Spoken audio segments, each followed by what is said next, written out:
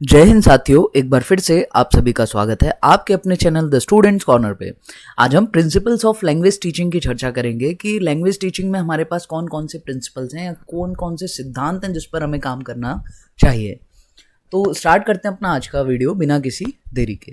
और सर ये सब तो ठीक है, ये सबको पता होती है क्योंकि अगर हम पेडागोजी पढ़े हैं, सर आपने सीडीपी पढ़ी है, मैं आपसे पहले ही बोला था कि सीडीपी अगर आप कर लेते हैं तो आप उसको 30 क्वेश्चन नहीं बल्कि एटलीस्ट 45 से 50 क्वेश्चन की तरह करिएगा। क्योंकि अगर आपने सीडीपी में ये सब पढ़ लिया है तो फिर ये जो प्रिंसिपल्स हैं वो कोई बड़ी बात आपके लिए नहीं होगी अगर आप सारी थ्योरीज को मिक्स कर देंगे। प्रिंसिपल ऑफ सिलेक्शन ग्रेडेशन, इस चीज को आप थोड़ा सा ध्यान से देखिएगा, सबसे लास्ट में इसको रखा है, इसको हम थोड़ा डिटेल में चर्चा करेंगे। तो principle of motivation and interest, सीधा सीधा सा मतलब है कि सर बच्चे को मोटिवेट रखना है और उसका इंटरेस्ट डेवलप करे रखना है।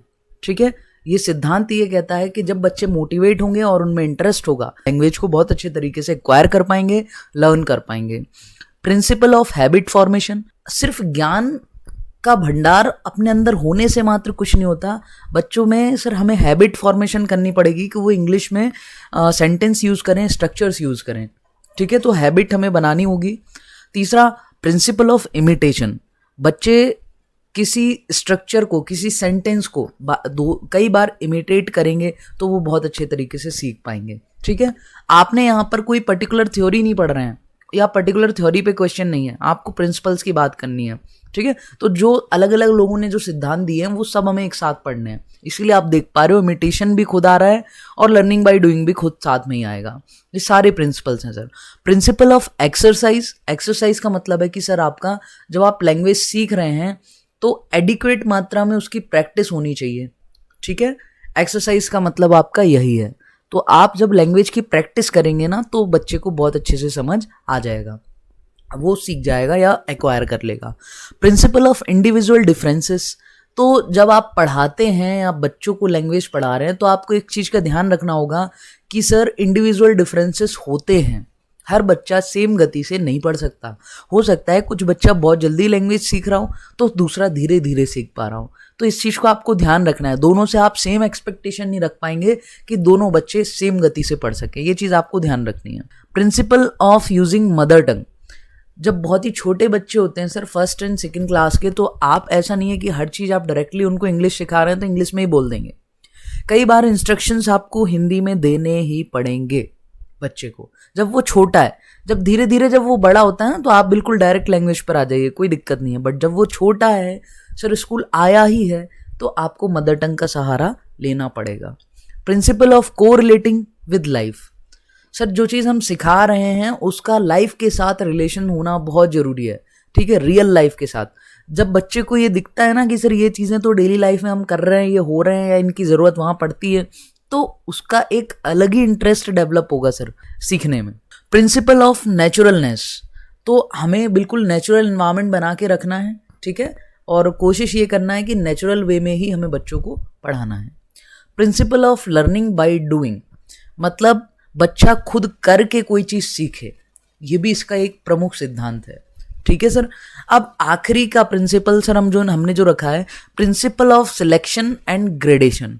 तो ये सर थोड़ा सा इंपॉर्टेंट ज़्यादा है क्योंकि ये चीज़ें आप पहले भी जानते हो, जो ऊपर के प्रिंसिपल्स हैं आप कहीं ना कहीं पता कर सकते हो, आपको ये आता होगा। सर सिलेक्शन ग्रेडेशन पे जब मैं प्रीवियस ईयर क्वेश्चन करवा रहा था तो एक क्वेश्चन भी आया था, तो इसको हमें थोड़ा डिटेल में पढ़ने की ज़रूरत है। सिलेक्शन का मतलब तो वही है सर, आपको कौन सा कंटेंट बच्चों को पढ़ाना है वो सिलेक्ट करना। ये पहली स्टेप है आपकी लैंग्वेज टीचिंग में, क्योंकि पहले आपको वो कंटेंट सिलेक्ट करना पड़ेगा जो आपको बच्चों को पढ़ाना है। अब क्वेश्चन ये आएगा कि जब हम वो कंटेंट सिलेक्ट करेंगे कि हमें क्या पढ़ाना है तो किन किन चीज़ों को ध्यान में रखना है, या फिर सिलेक्ट करें, ढेर सारी चीज़ें हैं उनमें से हम कोई चीज़ कैसे सिलेक्ट करें कि हम ये पढ़ाएंगे। ठीक है, तो उसके लिए थोड़ा सा इसको डिटेल में हम देख लेते हैं। Selection of language item should involve, जो आइटम आप सिलेक्ट कर रहे हैं लैंग्वेज में पढ़ाने के लिए या बच्चों को सिखाने के लिए, वो ये सब चीज़ें इन्वॉल्व करना बहुत ज़रूरी है। ये वर्ड्स मैंने रेड कलर से हाईलाइट कर रखे हैं, आप जैसे ही पढ़ोगे, अगर मेरे साथ आपने वो क्वेश्चन किया है प्रीवियस ईयर का, तो आप बिल्कुल स्ट्राइक कर जाएगा कि क्वेश्चन आया था कि इन चारों में से कौन सा एक ऐसा वर्ड है जो सिलेक्शन एंड ग्रेडेशन के प्रिंसिपल में इन्वॉल्व नहीं है, इसलिए मैंने इन सबको हाईलाइट कर रखा है। तो ये सब चीज़ें आपको उसमें इस आइटम में चाहिए जो आप सिलेक्ट कर रहे हैं। सिर्फ फ्रीक्वेंसी होनी चाहिए। What do you mean by frequency?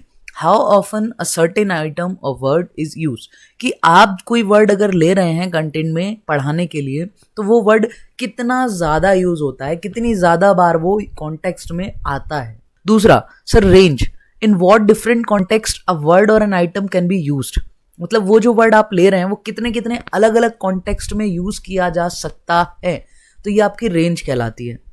तीसरा होता है सर आपका coverage, how many different meanings a word or an item can convey, मतलब एक वर्ड कितनी अधिक मीनिंग अपने आप में रख सकता है, कवर कर सकता है, ठीक है, तो वो हो गया आपका कवरेज।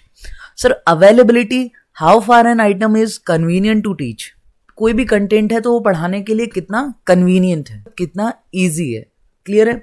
सर लर्नेबिलिटी भी इसका एक अंग है, इसका एक प्रमुख पार्ट है, how far an item is easy to learn, कोई भी आइटम सर सीखने के लिए कितना ज़्यादा ईजी है, आपको एकदम ऐसा नहीं बहुत ज़्यादा कॉम्प्लेक्स आपने उठा लिया और आप छोटे बच्चों को पढ़ाने जा रहे हैं, तो लर्नेबिलिटी।